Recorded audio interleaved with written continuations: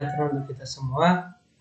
Kembali lagi bersama saya. Pada video kali ini saya akan menjelaskan rancangan aplikasi yang akan saya buat. Namun sebelum itu perkenalkan, nama saya Herianto Markus dengan nomor stambuk 219 611054 dari program studi Teknik Informatika Fakultas Teknik Universitas Kristen Indonesia Toraja. Jadi langsung saja ke pemaparan pembahasan. Pertama, latar belakangi. Jadi yang melatar belakangi perancangan aplikasi yang saya buat ini karena adanya teknologi, kemudian jarak ke lapangan futsal yang jauh, kemudian informasi yang kurang akurat dari pengelola lapangan. Kemudian rumusan masalah dan tujuan. Rumusan masalah yang pertama, bagaimana membangun aplikasi booking lapangan dengan pengaturan waktu futsal berbasis Android.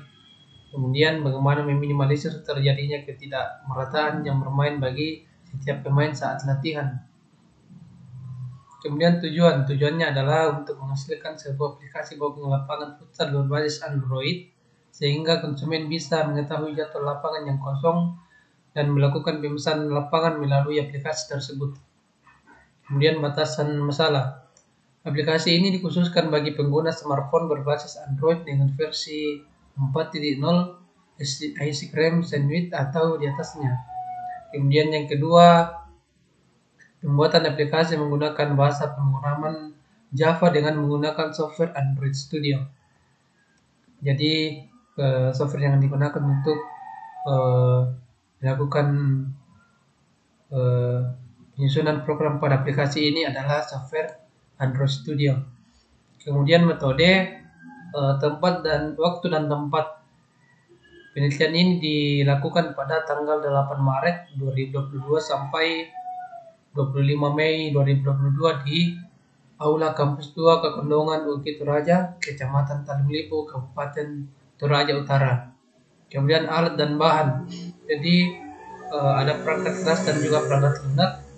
Perangkat keras atau hardware, laptop dengan nama laptop 13 KII MKI dengan prosesor Intel Celeron N4020 CPU 1,10 GHz. Kemudian operating system Windows 11 Home Single Language 64 bit. Kemudian memori dengan 4096 MB. Kemudian perangkat lunak atau software Windows 10.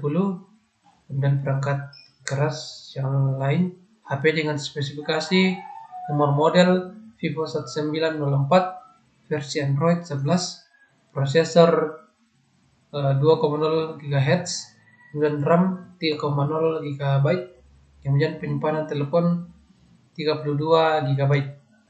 Kemudian perangkat lunak atau software. Yang ketiga, Android Studio dengan spesifikasi product name Android Studio, file version 2021.2.0, tipe application product version 2021.0, size 872 MB. Kemudian yang keempat, Just in Mind dengan spesifikasi product name Just in Mind, file version 9.7.2.0 dengan tipe application dengan product version 9.7.2 dengan size 210 MB. Kemudian metode tahap penelitian. Metode tahap penelitian yaitu pertama start, kemudian pengumpulan data. Jadi data-data yang akan dikumpulkan itu dari setiap lapangan, kemudian persiapan dan atur dan software, kemudian implementasi perencanaan tampilan aplikasi, kemudian pengujian, kemudian analisis hasil kesimpulan, kemudian penulisan laporan dan terakhir selesai. Ya, rancangan tampilan aplikasi yang pertama itu adalah halaman login. Di halaman login ini kita akan memasukkan username dan juga password. Kemudian setelah melakukan login, kita melangkah ke halaman kedua yaitu halaman utama. Jadi di halaman utama ini kita melakukan pemilihan lapangan. Lapangan yang ada di Toraja Utara ini seperti yang kita ketahui ada 3 yaitu Gedung Olahraga Rantepao, kemudian Gajayata Futsal yang bertempat di Wolu, kemudian lapangan futsal yang ada di Buah Talulolo. Jadi ketiga lapangan itu yang sering digunakan saat latihan di Toraja Utara. Kemudian halaman yang ketiga itu halaman pemilihan lapangan. Jadi setelah memilih tempat atau gedung olahraga yang kita gunakan, kita akan melakukan pemilihan lapangan pada halaman yang ketiga ini. Kemudian yang keempat, halaman menghitung jumlah pemain dan jumlah regu. Jadi di halaman yang keempat ini kita akan menginput berapa jumlah pemain yang akan bermain dan juga berapa jumlah regu yang akan bermain. Kemudian pada halaman yang kelima ini adalah halaman mengatur waktu atau timer. Di halaman ini kita akan memasukkan jumlah regu yang bermain dibagi dengan jumlah menit bermain dibagi dengan jumlah regu yang akan bermain. Kemudian kesimpulan, berdasarkan pembahasan dari bab sebelumnya mengenai laporan tugas akhir yang berjudul aplikasi booking lapangan futsal berbasis Android ini, penulis dapat mengambil beberapa kesimpulan sebagai berikut.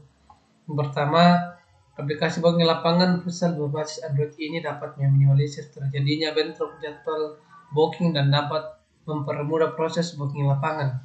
Yang kedua, aplikasi booking lapangan futsal berbasis Android ini dapat mempermudah proses booking dan dapat diakses di mana saja tanpa harus datang ke lapangan.